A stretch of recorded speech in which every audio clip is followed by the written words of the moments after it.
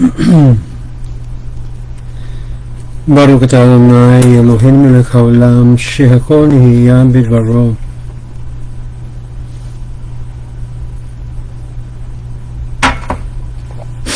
Good morning, good morning, good morning. This is Rabbi RABBIOTERO with the Ways of Israel. We're welcome this morning to our morning shir, and we're continuing with the Sefer Ikkarim, the basic foundations of Judaism, and hopefully you'll enjoy this part of where Rabbi Abba begins to introduce the idea of perfection via the positive and negative commandments. So let's get right into it. I want to thank everyone basically who's been watching and sharing this video and sharing these series of videos, which you can also find on the Ways of Israel YouTube channel, or in Spanish also Mr. Caminos de Israel. So let's go right into this morning's message, or rather shiur, as we delve into chapter 28 of Sefer Ikkarim. That's chapter 28 of Sefer Ikkarim. And so we begin this morning from what Rabbi Abba says from our explanation in the preceding chapter or video. It follows that human perfection can be attained only by means of positive and negative precepts.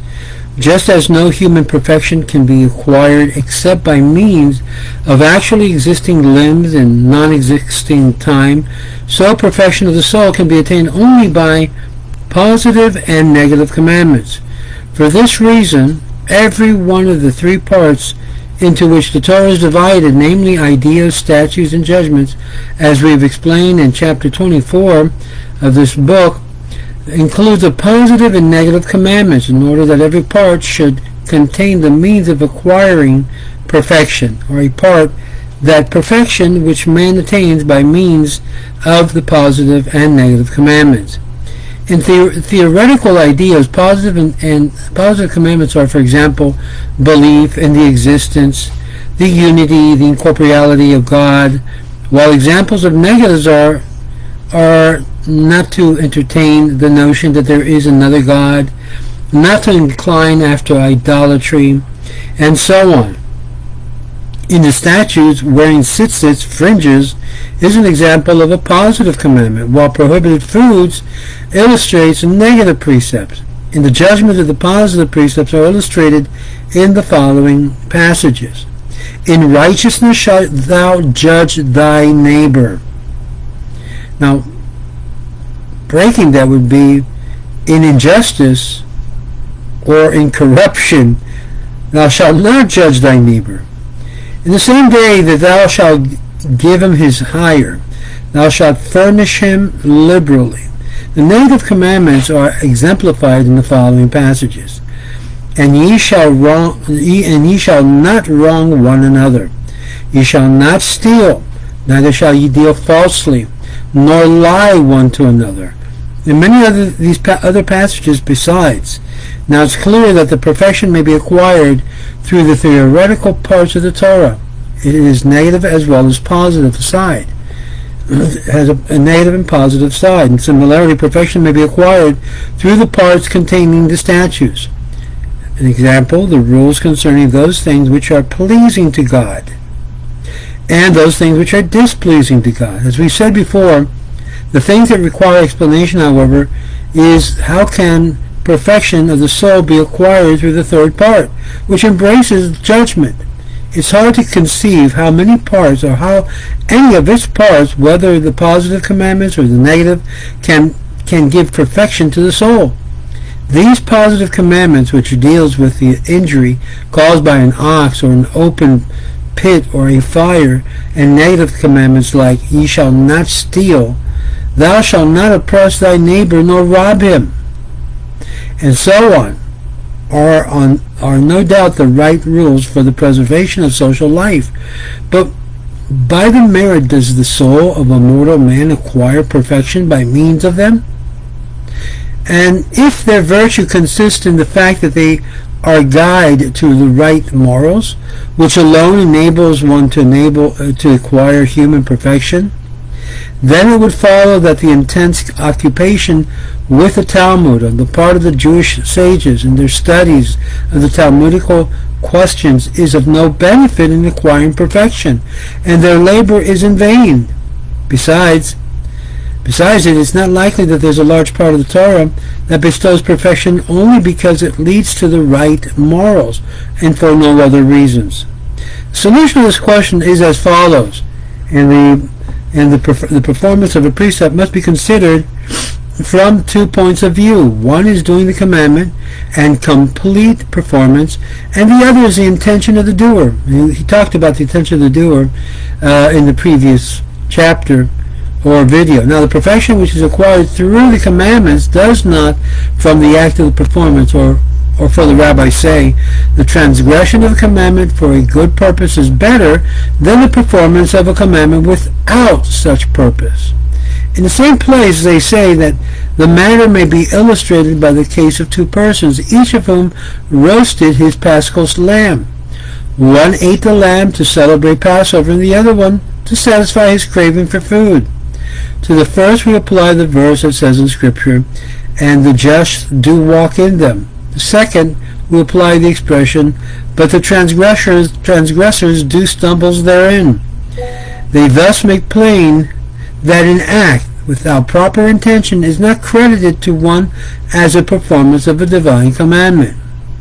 On the other hand, where the intention is without the act is of no value at all, for if that were the case, then the knowledge of the commandment and its deep study would take place of the performance. But the fact is not so. To read the sections of the Pentateuch, which are enclosed in the phylacteries, cannot take place of the laying of the phylacteries on the head or on the arm. Moreover, we find an explicit statement in the treatise of Kedushin in connection with the discussion as to which is more important, the study or the practice. It was decided by a vote taking that the study is more important, but the reason given is because the study leads to practice. So it is clear, therefore, that since the importance of study is due to it being an incentive to practice, the essential thing is in the end which is practice. In other words, doing. Whenever two arts are so related that one is prior by nature to the other, like bridle making in relation to horsemanship, or the art of weaving in relationship to tailoring, the prior art is inferior to the worth of the other. For the prior art serves the other, so to speak, and thus the art of quarrying stones is inferior to the degree of the art of building. Similarly, or being subordinate to it, although the building art cannot be realized without the art of quarrying. And in the same way, through the practice is impossible without the study. For an ignoramus cannot be a pious man.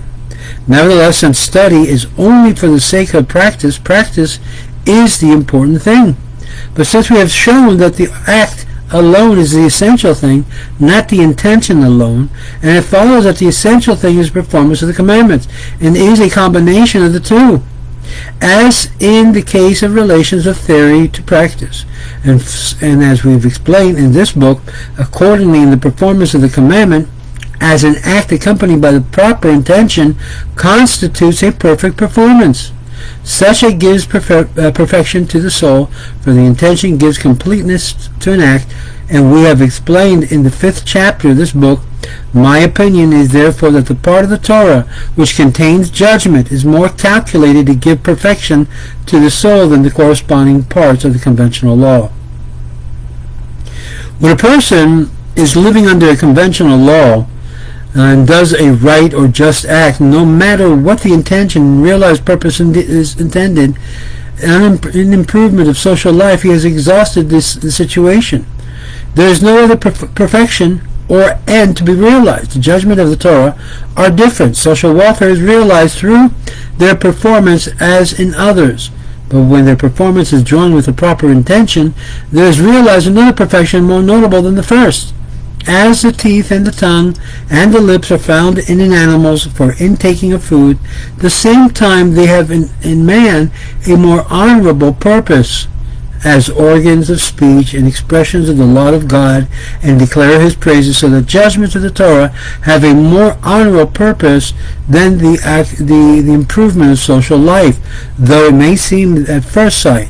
Purpose is that in performing the judgment, one should have in mind that God commanded them. The intention joined the act gives perfection to the soul of the agent. And since he does the act not merely to preserve his social life, but for the love of God, in order to fulfill the commandment which God gave, it follows therefore according to this, that if one doesn't give an act, such as giving alms, in other words, charity, we always ask for people to give, to practice charity, or lending to a poor man in need, or refraining from oppressing one's neighbor, or from stealing his property. If one does any of these obedience to the conventional law because they are good acts leading to social welfare, he will get no special perfection from this except that which follows from the improvement of social life. But if one does these things in obedience to the Torah because God commanded them, and in order to submit to him and do his will and carry out his commandments which he gave, he will realize another special end, more honorable, more worthy than the other, namely the service of God. The intention joined into the act gives one perfect perfection of the soul, as we have explained in the 5th chapter of this book. And this is what the Bible means when it says, and the work of righteousness shall be in peace, and the effect of righteousness quietness and confidence forever. This is the doing of righteousness, which will bring peace in the social community, and poor man will not rob the rich, but the intention of charity. And it is in this order to obey the commandments of God, being then called the effect of righteousness. It gives quietness and confidence forever, which means immortality of the soul. In relationship to this, the rabbis say, greater is he who does what he has been commanded to do than he who does a thing without having been commanded. The reason is because one who does an act which has been commanded to do accomplishes two things. First, he does a good and just act. Second, he performs the will of the Father in heaven. Whereas one who does a good deed without having been commanded does it only because it's right. And in this way he can understand the person can acquire perfection and future life through the judgments of the Torah, positive as well as negative, if he performs them for the love and fear of God in order to carry out God's command. It is this clear, and it is clear from this that the mere act of performance by itself is not calculated to bestow perfection, and that the latter comes from the evidence that is implied in the performance of the submission to God, obeying his will, loving him, and it is like one lighting a lamp.